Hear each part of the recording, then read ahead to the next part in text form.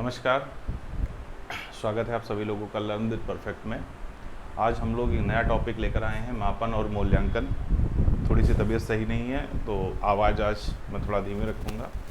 तो मापन और मूल्यांकन का टॉपिक हम लोग पढ़ेंगे। इस टॉपिक से 1 या 2 क्वेश्चन हमारी परीक्षाओं में आते हैं। देखिए हमारे सामने 2 शब्द लिखे हैं, मापन और मूल्यांकन। जब हम क्लास के अंदर बच्चों को पढ़ाते हैं, उन्हें सिखाते हैं, उन्हें किसी विषय की जानकारी देते हैं, तो ये भी आवश्यक हो जाता है कि उस विषय में बच्चों के ज्ञान का फीडबैक लेना कि भाई बच्चे ने कितना सीखा, बच्चा कितना सीख पाया है, अभी उसके सीखने में कहाँ रिक्तियाँ रह गई हैं, ताकि अगली कक्षाओं में हम प्लानिंग के द्वारा उसकी उन बच्चों की रिक्तियों को हम दूर करें, उनकी समस्याओं को समझें। तो बच्चों की समस्याओं को समझना, उनसे फीडबैक लेना और उनकी समस्याओं को दूर करने के लिए हमें नमस्कार। मूल्यांकन जैसी प्रक्रियाओं से गुजरना पड़ता है।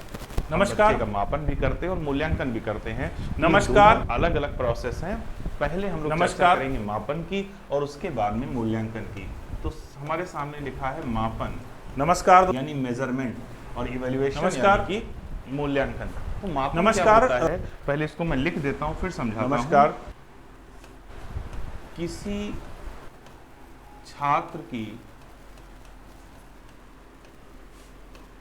किसी विशेषता को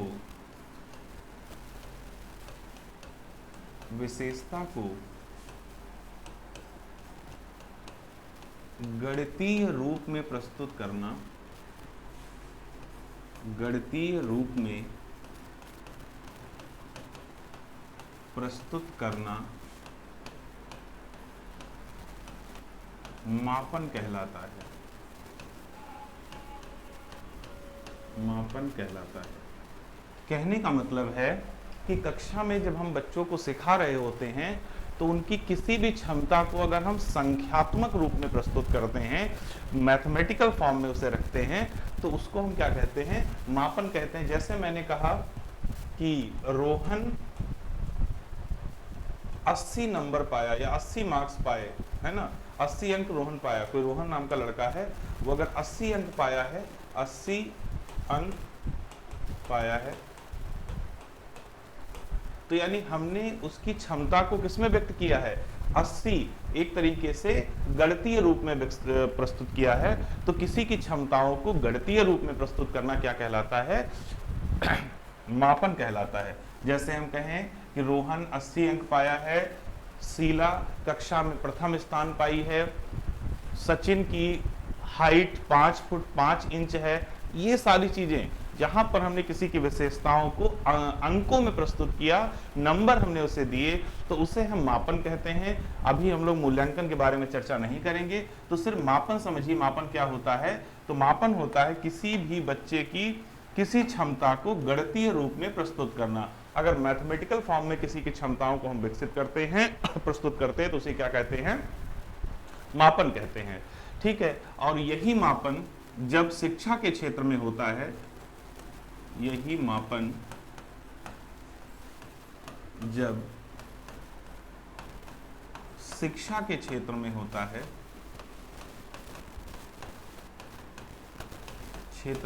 है, तो उसे शैक्षिक मापन कहते हैं, एजुकेशनल मेजरमेंट कहते हैं, उसे शैक्षिक मापन कहते हैं। तो मापन एक प्रकार से क्या हो गया कि किसी की विशेषताओं को गणितीय रूप देना। जैसे मैं कहूं कि अजीत की उम्र 25 साल है, तो हमने उनकी उम्र को एक नंबर दे दिया, एक अंक दे दिया, तो अजीत की उम्र 25 साल है, ये एक प्रकार का क्या हो गया, ये मापन हो गया। ठीक है। लेकिन चूंकि उम्र शिक्षा से रिलेटेड नहीं होती, अगर मैं कहूं कि अजीत ने जो है क्लास में 3रा स्थान प्राप्त किया, तो वो क्या कहलाएगा, शैक्षिक मापन कहलाएगा। तो शिक्षा के क्षेत्र में जब हम किसी की क्षमताओं को, किसी की योग्यताओं को गणित के रूप में प्रस्तुत करते हैं, तो उसे शैक्षिक मापन कहते हैं। बात समझ में आ गई होगी। मापन सिर्फ छात्र का नहीं होता, सिर्फ छात्र का नहीं होता, शिक्षक, व्यवस्था, अभिभावक, प्रबंधन सभी का होता है, सभी का होता है। यानी मेजरमेंट सिर्फ बच्चे का नहीं होता कि क्लास के अंदर बच्चे का ही हम मेजरमेंट करते हैं। मेजरमेंट कह सकते हैं पूरी की पूरी शिक्षा व्यवस्था का होता है, जिसमें टीचर भी होते हैं, पेरेंट्स भी होते हैं, मैनेजमेंट भी होता है, और पूरी की पूरी जो भी स्कूल की व्यवस्था है वो सब कुछ इसके अंतर्गत आ जाती है।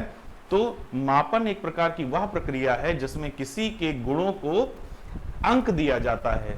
किसी के गुणों को अंक देना क्या कहलाता है? मापन कहलाता है। इसके अतिरिक्त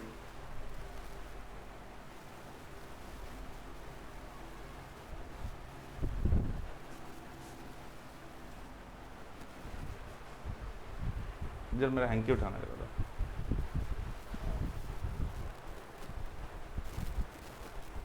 ये किन किन क्षेत्रों का होता है ये भी देख लें। तो छात्रों की रुचि, क्षमता, स्मृति, उपलब्धि आदि को अंकों में प्रस्तुत करना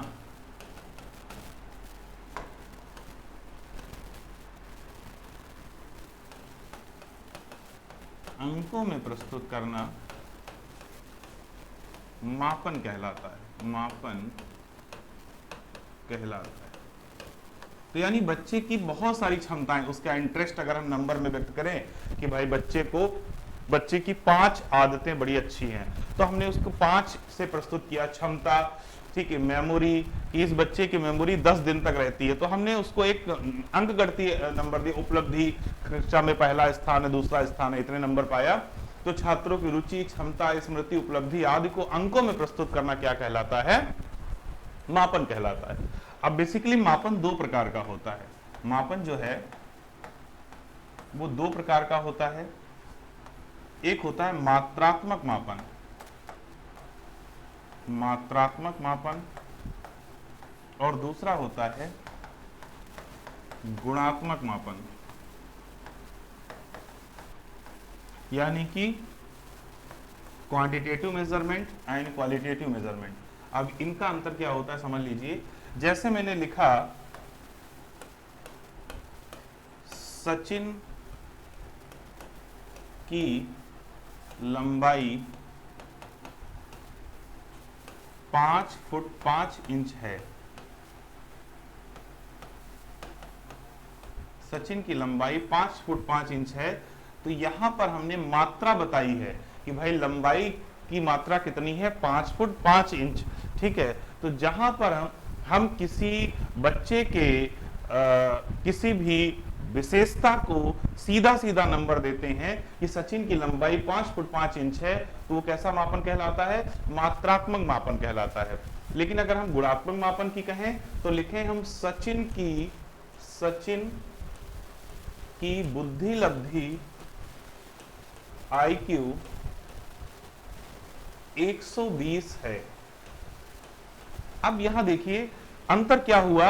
अंतर यह हुआ कि यहां पर हमने जो उसकी एक यूनिट थी, जो इकाई थी, लंबाई, हमने उसी को यहां पर अंकों में प्रस्तुत कर दिया। लेकिन यहां पर हमने सचिन की बुद्धि के अंतर्गत उसकी IQ को बताया है, ठीक है, कि सचिन की IQ 120 है। तो यानी बुद्धि एक प्रकार का क्या होता है? गुण होता है। तो जहां पर किसी के गुणों को अंकों में व्यक्त किया जाता है वो क्या होता है? गुणात्मक मापन कहलाता है। और जहां पर कोई यूनिट सीधा सीधा हमें बताई जाती है कि सचिन की लंबाई 5 फुट 5 इंच है, या हम कहें इसका संबंध सीधा सीधा किससे होता है? जो सामने से चीजें दिखती हैं। कि भाई मैं कहूं कि सचिन 100 में 80 अंक प्राप्त किया, सचिन ने 100 में 80 अंक प्राप्त किया, तो ये क्या हो जाएगा? ये उसका मात्रात्मक मापन हो जाएगा। लेकिन मैं कहूं कि वो 80 अंक पाकर क्लास में दूसरे नंबर पर रहा, तीसरे नंबर पर रहा, तो ये क्या हो जाएगा? गुणात्मक मापन हो जाएगा कि सचिन की IQ कितनी है? 120 है।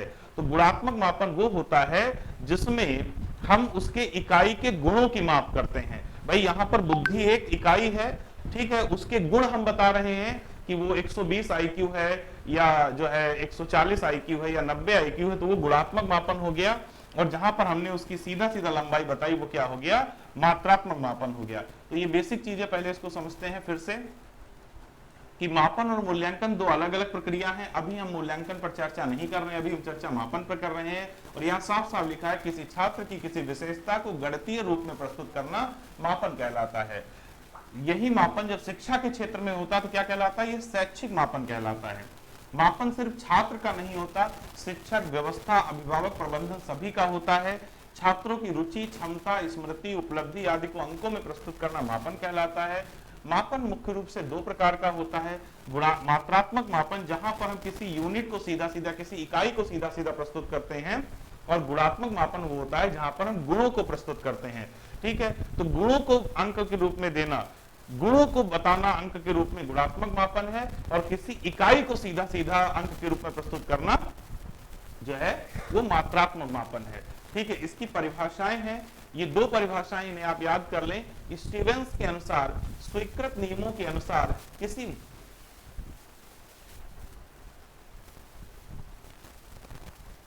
स्वीकृत नियमों के अनुसार किसी वस्तु को अंक प्रदान करना मापन कहलाता है।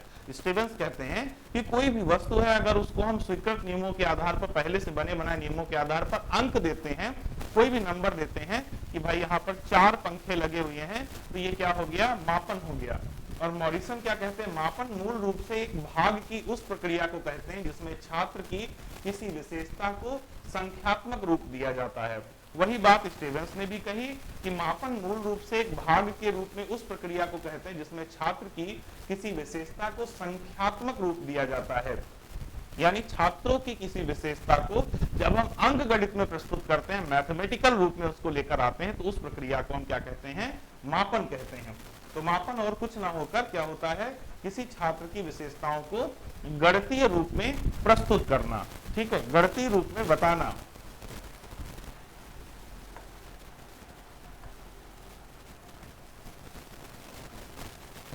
मापन की विशेषताएं, भाई यहां से एक सवाल आता है, मापन की विशेषताएं, कि मान लीजिए हम अपने बच्चों का मापन करना चाहते हैं, हमारे बच्चे हैं, हम उनका मापन करना चाहते हैं कि बच्चे ने कितना सीखा, अभी इसको सीखने में कहाँ कहाँ रिक्तियां रह गई हैं, कैसे इसे बेहतर तरीके से सिखाएं, हम क्या ऐसा करें कि ये बच्चा और अच्छा सीखने लगे। तो हमारे पास जो मापन करने का तरीका होगा, वो तरीका कुछ भी हो सकता है, वो क्वेश्चन पेपर हो सकता है ना, हमारे पास वो क्वेश्चन पेपर हो सकता है। मैक्सिमम तो हम इसी से मापन करते हैं कि क्लास में हमने क्वेश्चन पेपर दिया, बच्चों ने इसे सॉल्व किया, और सॉल्व करने के बाद हमें पता चल गया कि बच्चे के अंदर क्या क्या कमियां रह गई और कैसे उसे दूर किया जाए। तो जो मापन होता है, ऐसा माना जाता है कि हम जिस भी चीज से बच्चे का मापन करें उसमें 5 विशेषताओं का होना आवश्यक माना जाता है। कि मापन तभी अच्छा माना जाएगा जब उसमें 5 विशेषताएं होंगी। इन विशेषताओं को आपको अच्छे से पढ़ना है, क्योंकि यहां से सवाल बनता जरूर है, खासकर सीटेट में तो हमेशा बनता है, और शिक्षक भर्ती वगैरह में भी क्वेश्चन बन जाता है कि एक अच्छे मापन के गुण क्या होते हैं। आपसे ऐसे भी पूछा जा सकता है एक अच्छे मापन का गुण क्या होता है, या आपसे ऐसे पूछा जा सकता है कि आप एक शिक्षक होने के नाते बच्चों का मापन करते हैं तो उसमें कौन कौन से गुण होने चाहिए, या जो मैं 5 गुण अभी लिखूंगा इसमें से किसी गुण के बारे में आपसे पूछा जा सकता है कि वैधता क्या होती, विश्वसनीयता क्या होती है, विविधता क्या होती, वस्तुनिष्ठता क्या होती, मानक क्या होता है। तो मापन की विशेषताएं कितनी होती हैं? मापन की 5 विशेषताएं होती हैं। पहली विशेषता होती है वैधता, वैलिडिटी। जो पहली विशेषता वो क्या होती है? वैलिडिटी होती है, वैधता होती है। अब वैधता किसे कहते हैं? तो भाई वैधता, नॉर्मली वैलिडिटी शब्द हम कहां प्रयोग करते हैं? हम गए किसी दुकान पर कोई दवाई लेने, और दवाई हमने ली तो उसके ऊपर हम देखते हैं कि इसकी वैलिडिटी कब तक है, तो उसमें लिखा होता है वैलिडिटी 10 जुलाई 2021। तो हमें पता चल जाता है कि 10 जुलाई 2021 के बाद ये दवाई काम के लायक नहीं रहेगी, यानी इसकी जो लिमिट है वो 10 जुलाई 2021 है। अगर हम कोई दवाई खरीदने जाते हैं और उस पर वैलिडिटी लिखी होती है कि भाई वैलिडिटी 10 जुलाई 2021, तो हमें पता चलता है कि इस मेडिसिन की जो उम्र है, इस मेडिसिन की जो लिमिट है वो 10 जुलाई 2021 तक है। इसके बाद इसे हम फेंक देंगे, इसका यूज नहीं करेंगे। तो अब जब हम मापन की विशेषता देखते हैं तो वैधता क्या होती है? वैधता मापन की वह सीमा होती है, वह सीमा होती है जहां तक मापन किया जा सकता है।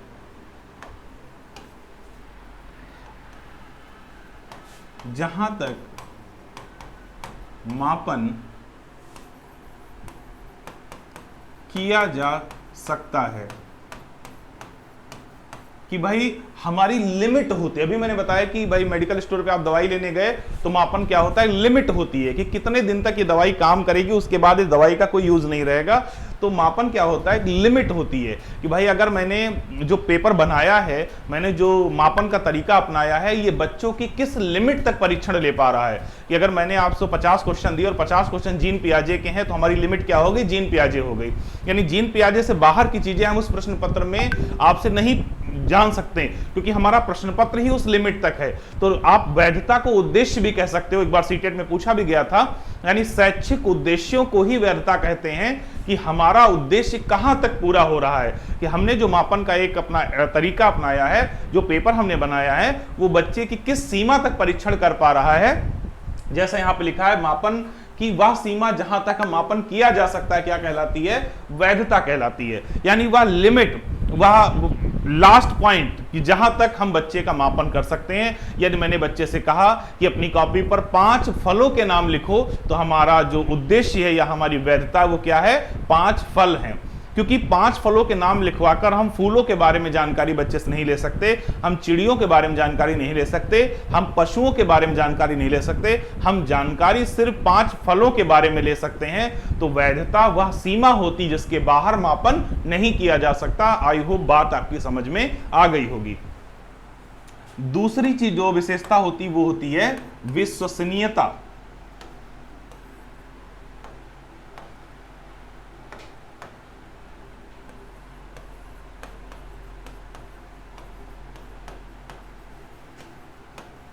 रिलायबिलिटी। अब भाई विश्वसनीयता क्या होता है, तो विश्वसनीयता शब्द को समझने के लिए हमें विश्वास शब्द का मतलब समझना होगा कि विश्वास किसे कहते हैं। कहते हैं कि हम आप पर बड़ा विश्वास करते हैं, या कोई दो लोग कमिटेड हैं, गर्लफ्रेंड बॉयफ्रेंड, कहते हैं हम एक दूसरे पे बहुत ज्यादा विश्वास करते हैं। तो ये विश्वास शब्द आखिरकार होता क्या है, तो विश्वास का मतलब है एक जगह पर टिके रहना। विश्वास का मतलब क्या होता है, टिके रहना, मतलब बहुत ज्यादा फ्लैक्चुअल ना होना कि आज इधर कल उधर। तो विश्वास का मतलब है एक ही जगह पर टिके रहना। यहां पर विश्वसनीयता का मतलब क्या होगा, क्योंकि वो तो हमने प्रैक्टिकल बात बताई कि विश्वास का मतलब क्या हुआ कि अगर कोई गर्लफ्रेंड बॉयफ्रेंड है, कहते हैं हम दोनों एक दूसरे के ऊपर बहुत विश्वास करते हैं, यानी हम दोनों केवल एक दूसरे के बारे में सोचते हैं, इससे अलग नहीं जाते, हमारी सोच एक जैसी है। तो समानता, विश्वसनीयता का मतलब होता है एक जैसा, एक परिणाम पर टिके रहना, एक जगह पर टिके रहना, बहुत ज्यादा अंतर ना आना। तो विश्वसनीयता क्या होती है, मापन से मिले परिणामों में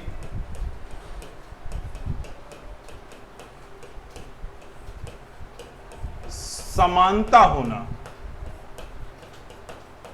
कि भाई आज हमने टेस्ट लिया तो बच्चा 100 में 80 पाया, कल भी टेस्ट लें तो 100 में 80 पाए, परसों भी टेस्ट लें तो 100 में 80 पाए।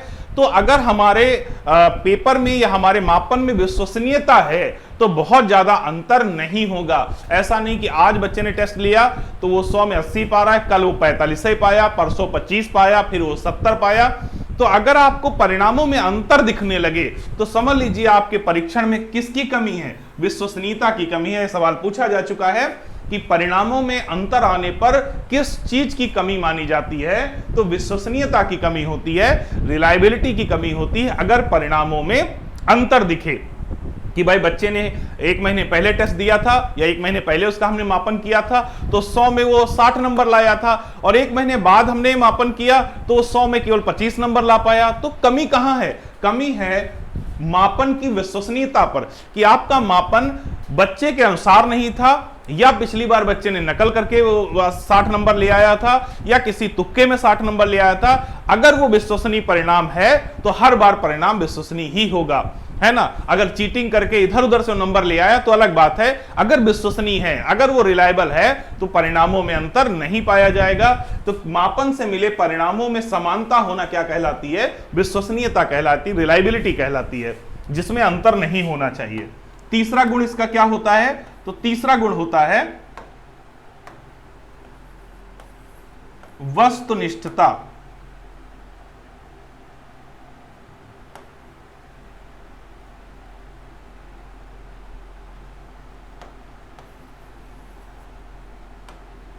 ऑब्जेक्टिविटी,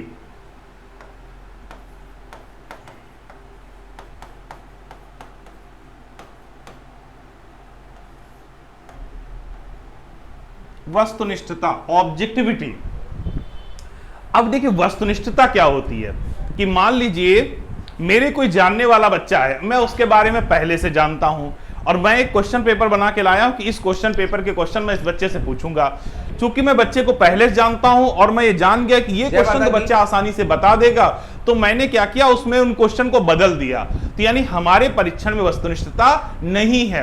वस्तुनिष्ठता का मतलब होता है कि हमें एक जैसे मतलब बिना, अब इसको अगर लिखेंगे यहां पर तो क्या लिख सकते हैं, पक्षपात,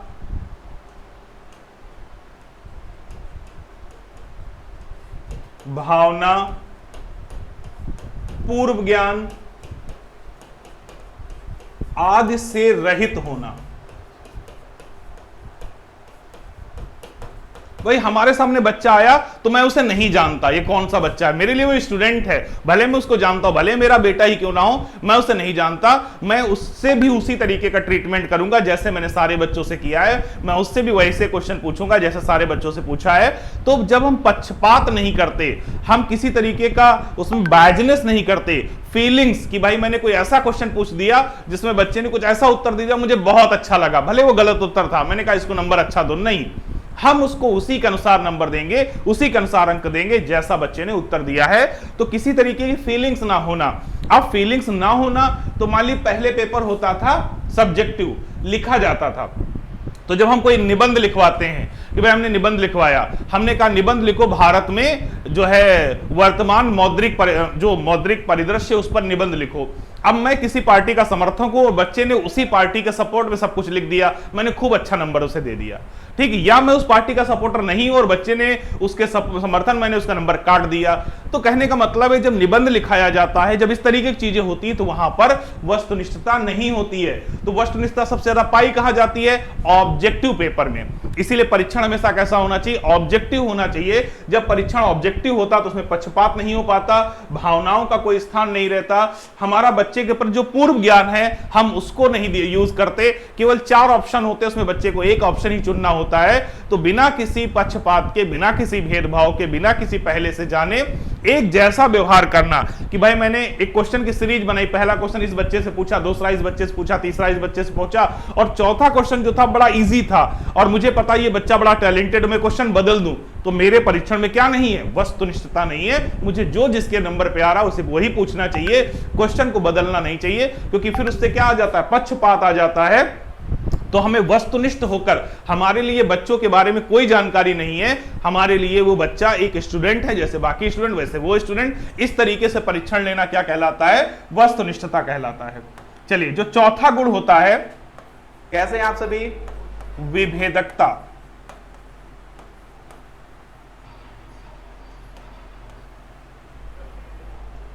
जय हिंद। डिफरेंशिएशन, यानी परीक्षण कैसा होना चाहिए, परीक्षण बच्चों के स्तर के अनुसार होना चाहिए।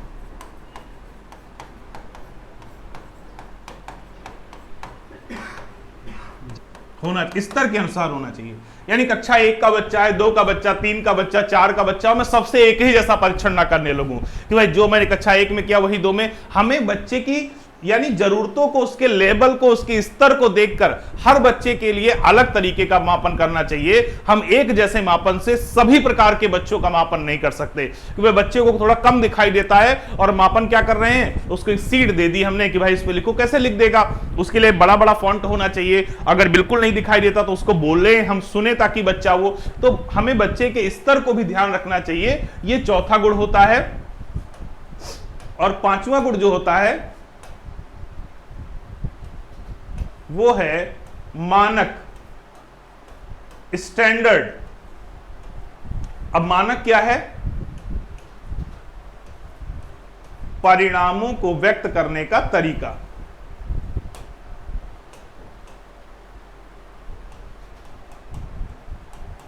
परिणाम को व्यक्त करने का तरीका, कि भाई जो परीक्षण मैंने बच्चे का किया है उसे मैं कैसे व्यक्त करूंगा। मैं उसे परसेंटेज में बताऊंगा, मैं उसे ग्रेड में बताऊंगा, मैं उसे नंबर में बताऊंगा, मैं उसे रैंक में बताऊंगा। तो जो तरीका होता है उसी तरीके को हम क्या कहते हैं, मानक कहते हैं। तो अब फिर से बताऊंगा आपको कि किसी भी मापन में 5 विशेषताएं होनी चाहिए। ये पांचों विशेषताएं आपको रट लेनी चाहिए। पहली विशेषता वैधता होती है। वैधता का मतलब वह सीमा होती, वह उद्देश्य होते हैं। भाई वैधता से हम क्या जानते हैं, तो वैधता से हम ये जानने की कोशिश करते हैं कि जो उद्देश्य लेकर हम क्लास में आए थे वो हमारे उद्देश्य कहां तक पूरे हुए हैं, कहां तक हम उन उद्देश्यों को पूरा कर पाए हैं। विश्वसनीयता क्या होती है, विश्वसनीयता होती है कि हम जो परीक्षण बच्चे का कर रहे हैं उस परीक्षण में परिणामों में समानता कितनी है। यदि समानता नहीं है तो विश्वसनीयता की कमी है।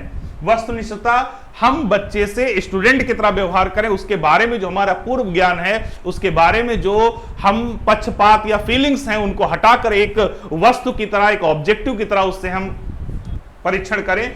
विवेकता, बच्चे के स्तर को ध्यान में रखते हुए मापन करना चाहिए और मापन को व्यक्त करने के लिए जो भी तरीके हम अपनाएं, हम उसे परसेंटेज में बताएं, ग्रेड में बताएं, रैंक में बताएं, फर्स्ट सेकंड करके बताएं, अंक में बताएं, वो मानक कहलाता है। तो ये 5 विशेषताएं मापन की होती हैं। एक बार एक सवाल सीटेट में पूछा गया था, इन 5 में सबसे महत्वपूर्ण विशेषता कौन सी होती है, तो आपको बता दूं सबसे महत्वपूर्ण विशेषता होती है रिलायबिलिटी, विश्वसनीयता। परीक्षण यदि विश्वसनीय नहीं है तो उनमें कोई भी गुण नहीं मिल सकता, ना वो वैध होगा, ना वस्तुनिष्ठ होगा, ना विभेदक होगा, ना मानक होगा। क्योंकि अगर इसको समझे हैं और डिटेल में सोचेंगे कि भाई विश्वसनीय ही नहीं है। हमने आज परीक्षण लिया था तो बच्चा 100 में 70 नंबर पाया था और वही टेस्ट हमने 4 दिन बाद लिया तो बच्चा 100 में 40 पा गया। उसी टाइप का दूसरा टेस्ट लिया तो 100 में 35 पा गया। तो इसका मतलब हमें उद्देश्य ही नहीं पता थे, ना ही हमने अपने परीक्षण को वस्तुनिष्ठ बनाया, ना ही बच्चे के स्तर के अनुसार बनाया। तो यानी सबसे जरूरी गुण क्या होता है, विश्वसनीयता होती है। यदि परीक्षण विश्वसनीय है तो उस वैध भी होगा, वस्तुनिष्ठ भी होगा और विभेदक होगा। तो कहने का मतलब मापन की ये 5 विशेषताएं हैं, वैधता, विश्वसनीयता, वस्तुनिष्ठता, विभेदकता और मानक। ठीक है, तो एक क्वेश्चन आपका यहां से बनने के चांस रहेंगे। अब एक बहुत महत्वपूर्ण चीज है, वो है मापन की स्केल। पिछली बार सवाल यहां से पूछा गया है और बच्चों का काफी गलत भी हुआ है। मापन, अगर 69,000 का पेपर आपने दिया होगा तो वहां मापन की स्केल से सवाल पूछा गया है। मापन की स्केल या मापनी, मापन की स्केल कौन कौन सी होती हैं, मापनी कौन कौन सी होती हैं, कैसे बच्चे का मेजरमेंट किया जाता है। ठीक है, तो मापनी कौन कौन सी होती, कैसे बच्चे का मेजरमेंट किया जाता है, इसके बारे में क्वेश्चन बनता है। तो भाई इसके बारे में हम लोग समझ लेते हैं, मापनी कौन कौन सी होती हैं। तो वर्तमान समय में मापन की 4 मापनी प्रचलित हैं। 4 मापनी प्रचलित हैं जिनको हम लोग देखेंगे। जो पहली मापनी होती है वो होती है नामित मापनी। नामित मापनी, नॉमिनल स्केल।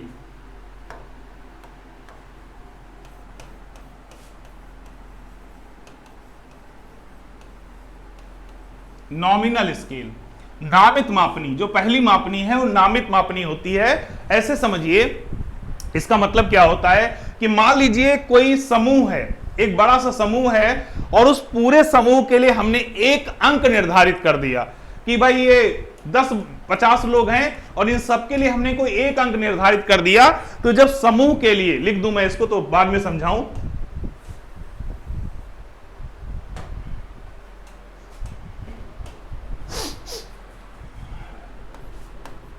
संपूर्ण समूह को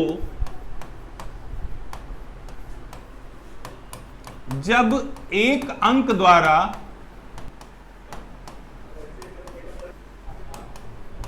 प्रदर्शित किया जाता है, आप सभी का।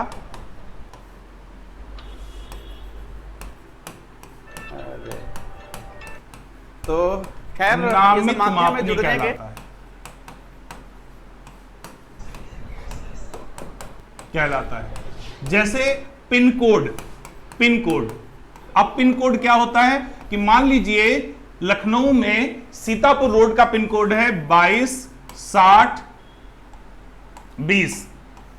अब ये एक पिन कोड पूरे सीतापुर रोड को प्रेजेंट कर रहा है। मैंने क्या लिखा कि संपूर्ण समूह को जब एक अंक प्रदर्शित करता है तो 226020 ने पूरे सीतापुर रोड को प्रेजेंट कर दिया, तो ये कैसी मापनी कहलाएगी? नामित मापनी। जैसे बैंक का आईएफएससी कोड होता है।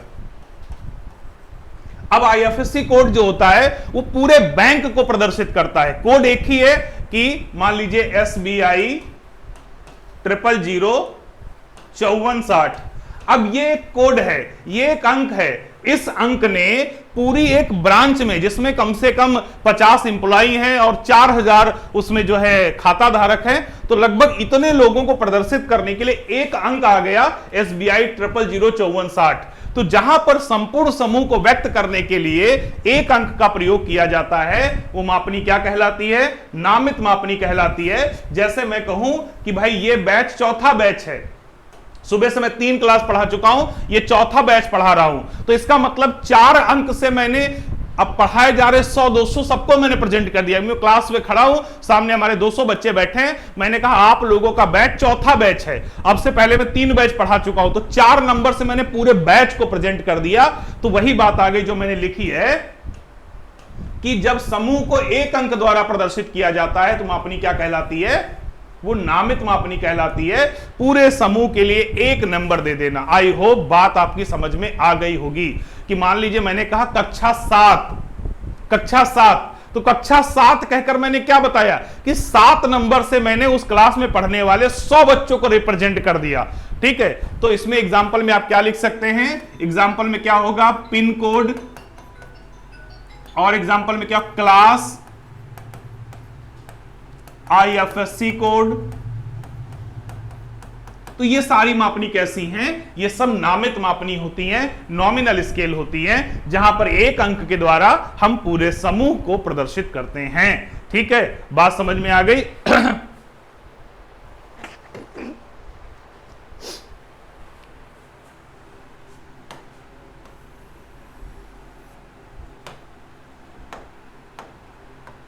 इसकी पहचान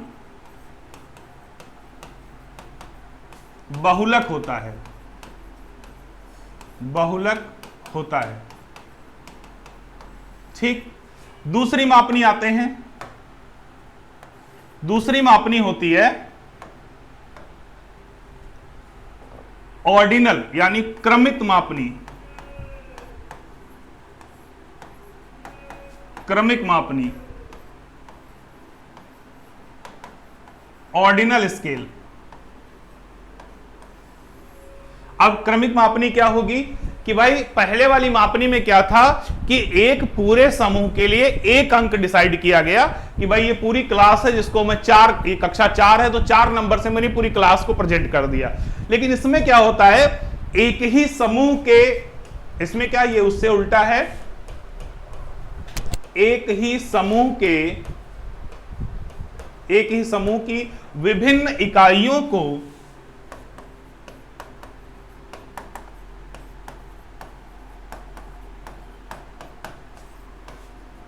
अलग अलग अंक देना,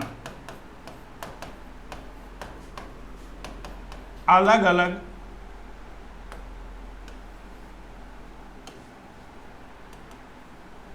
अंक देना कि भाई समूह एक ही है लेकिन अब क्लास 7 है, अब 7 क्लास में है, 100 बच्चे हैं, सबने टेस्ट दिया है तो सबको अलग अलग नंबर देना। कोई 40 पा रहा है, राम 40 पाया, श्याम 80 पाया, रहीम 60 पाया, सचिन 70 पाया। तो जहां पर हम रैंक के अनुसार, ठीक है, जैसे कि इसमें एग्जांपल में आप क्या लिख सकते हैं कि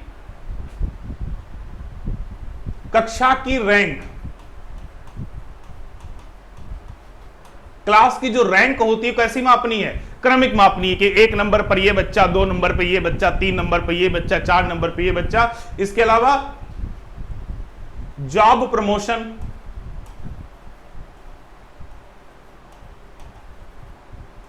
कि जॉब प्रमोशन में सबसे पहले प्रमोट कौन होगा? जो सबसे ऊपर होगा, नंबर 1 का एम्प्लॉय, फिर 2 का एम्प्लॉय, फिर 3 का एम्प्लॉय। ठीक है, यानी कि उसको हम इस तरीके से रखते हैं। इसके अलावा कंपटीशन, अगर कोई कंपटीशन हो रहा है, तो हमने क्या कहा कि फर्स्ट कौन आया, ये बच्चा फर्स्ट आया, ये सेकंड आया। तो समझने की कोशिश आप करिएगा कि जहां पर एक ही समूह के विभिन्न लोगों को अलग अलग रैंक दी जाती है, अलग अलग क्रम दिया जाता है, 1 2 3 4 5 6 7 8, तो वो क्या कहलाता है, वो क्रमिक मापनी कहलाती है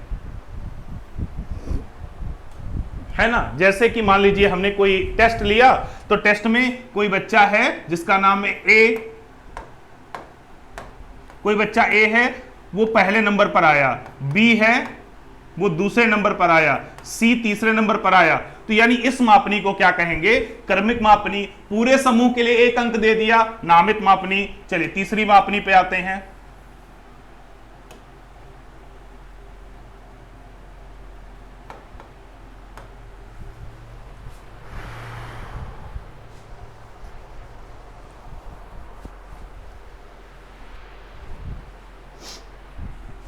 तीसरी होती है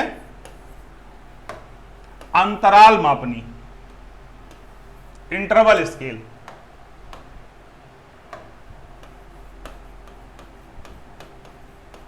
अंतराल मापनी, इंटरवल स्केल।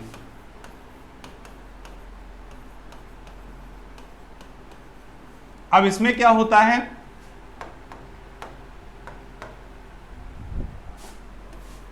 दो अंकों के मध्य में मापन को स्थिर करना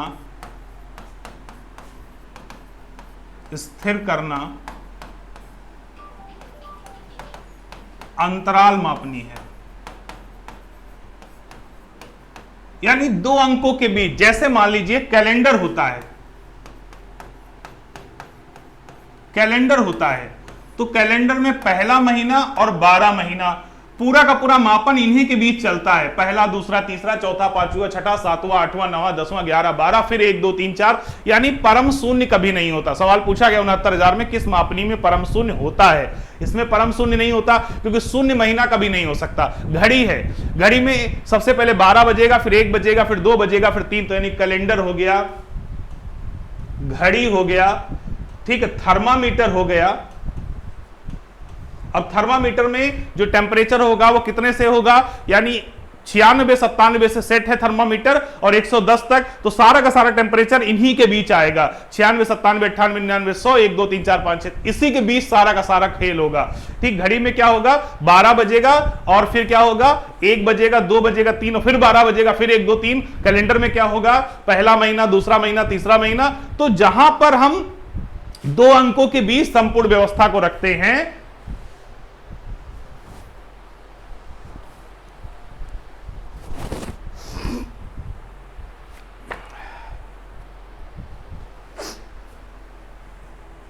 ठीक है, यानी 2 अंकों या 2 वस्तुओं या 2 गुणों के बीच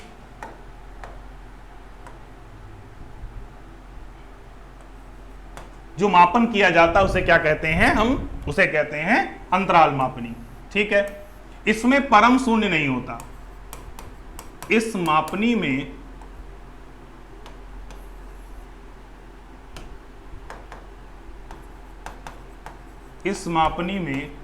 निरपेक्ष बिंदु शून्य नहीं होता। शून्य नहीं होता यानी शून्य, ना थर्मामीटर में कभी 0 हो सकता है, ना कैलेंडर में कभी 0 हो सकता, ना घड़ी में कभी 0 हो सकता। तो यानी यहां 0 नहीं होता। 2 अंकों के बीच या 2 कोई भी नंबर होते, उन्हीं के बीच कहानी पूरी की पूरी होती है। ठीक, क्या कहलाती है, अंतराल मापनी। चौथे पे आते हैं। चौथी होती है अनुपात मापनी। अनुपात मापनी, इसको इंग्लिश में कहते हैं रेशियो स्केल।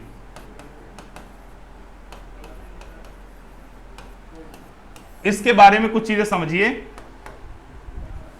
यह सबसे वैज्ञानिक मापनी है, सबसे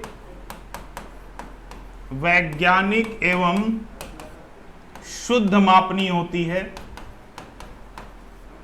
मापनी होती है, जिसमें निरपेक्ष बिंदु, यही 69,000 में पूछा गया है, निरपेक्ष बिंदु शून्य होता है, शून्य होता है। ठीक है, जैसे किलोग्राम, मीटर, सेंटीमीटर,